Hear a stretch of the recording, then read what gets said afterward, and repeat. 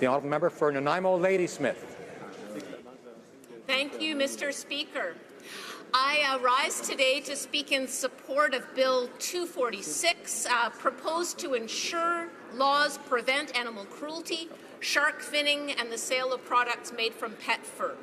Because Canada's law on offences against animals have not been substantively changed since 1892, constituents such as Robin Frew and Judy Daviduck of Nanaimo are urging me to, quote, move mountains against animal cruelty.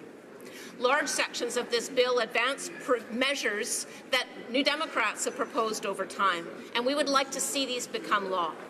And we'd like to see the hard work of many community organizations and parliamentarians of all stripes recognized. Most important to say up front, this is about animal abuse, not animal use. This bill would not apply to lawful activities such as hunting and fishing. The Department of Justice has been clear. This bill applies to criminal abuse, not lawful activities involving animals. But because letter writers have conveyed to me that they fear the lawful activities of ordinary Canadians could be interpreted as being affected by this bill, we will introduce amendments to clarify that.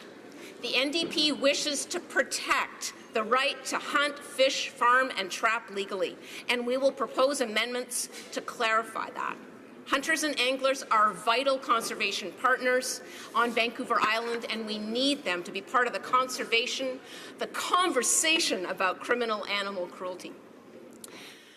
So, the first part is about shark finning. Despite action by local governments to ban shark finning, Canada still imports several 100,000 pounds of shark fin every year, and this section of the bill would stop the importation of shark fins. Thanks to the New Democrat member for Port Moody Coquitlam, this measure came within 5 votes of passing in 2013. The only party that stood against it was the Conservatives, even though 81% of Canadians polled supported a shark fin ban at that time. One of the most comprehensive studies on shark fisheries was compiled recently at Dalhousie University in Halifax. In it, scientists estimated that at least 100 million sharks are killed every year around the world, maybe 273 million each year. And it found shark populations being depleted faster than they could reproduce. This threatens the stability of marine ecosystems around the world. The largest culprit is the illegal shark fin harvest, which shows a growing demand for shark fin soup. Sharks are hooked out of the ocean onto boats while their fins are sliced off while they are still alive. The rest of the shark is discarded back into the ocean, where unable to swim without their fins, they sink helplessly to the bottom to die. This powerful image was conveyed in shark water. It was horrific carnage that I will not forget. Now, while sharks have survived Earth's mass extinctions for over 400 million years, many shark species could be extinct within decades.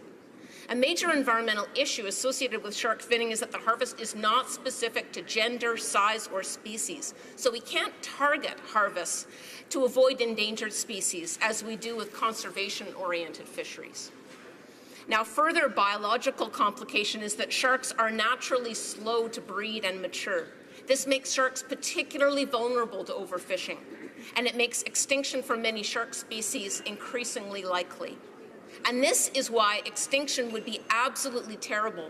Shark extinctions would significantly alter ocean ecosystems, and they likely already have, because sharks are vitally important apex predators. Like wolves and lions, their terrestrial counterparts, top predators control the population of grazers below them in the food chain. If left unchecked, this can destabilize entire ecosystems. Now, specifically, sharks reduce the overconsumption and depletion of plankton by herbivorous fish. This is relevant to the pressing issue of climate change because plankton are a carbon sink. Plankton absorb carbon, and when plankton die, they sink the carbon to the bottom of the ocean where it sits. Without sharks, plankton populations will become depleted, meaning more acidic oceans, more carbon in the atmosphere. Shark extinctions will exacerbate climate change. The health of the oceans the climate of the planet, and ultimately the survival of our species might depend on sharks. And if you, by any chance, you still believe the myth that sharks are bloodthirsty human eaters and ruthless killers that might actually harm our species, I will share this compelling stat with you. More people are killed each year by falling vending machines than are killed by shark attack. So please come together and please support the ban on shark fin imports for all our sake. Now, the second section of this bill, the provisions proposed to strengthen and modernize existing animal cruelty offences, they've been advanced by many members of Parliament, including former New Democrat Peggy Nash. They passed third reading in this House several times, and once they were even approved in the Senate. These changes are needed. For example, a man was acquitted of beating his dog to death with a baseball bat, but he was acquitted because the dog died quickly. Another example, for domestic animals, willful neglect has been hard to prove.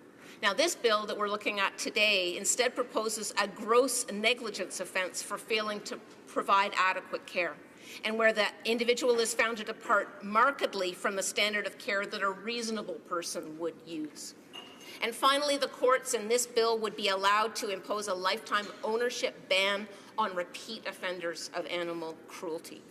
92% of Canadians polled support updating the criminal code to make it easier to secure convictions for animal cruelty offences, and I hope parliamentarians will stand with those people. The final section of this bill is to ban the sale of cat and dog fur, and also to require source labeling for fur. This would match the law in the US and in the European Union. Now, a 2012 Toronto Star investigation revealed that cat and dog fur is used in children's toys, boots, trim on coats. 3 NDP MPs have previously attempted the measures contained in this bill to ban the sale of that fur and to require source labeling for cat and dog fur.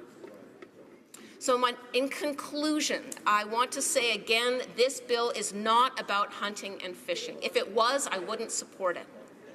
This is about animal abuse, not animal use. The bill applies to criminal abuse, not to lawful activities involving animals. And my riding is built on commercial fisheries. It's full of hunters and anglers doing vital preservation work.